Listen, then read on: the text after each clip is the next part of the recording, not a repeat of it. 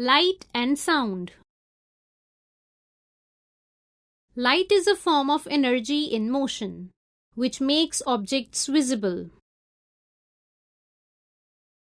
The reflection of light forms the image of the object on the retina of the eyes, and the object is thus seen.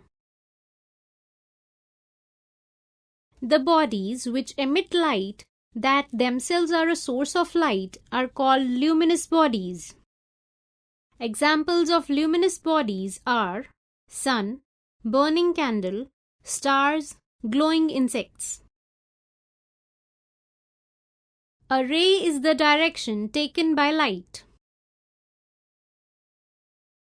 Light travels at a speed of 2,99,776 km per second or 1,86,310 miles per second.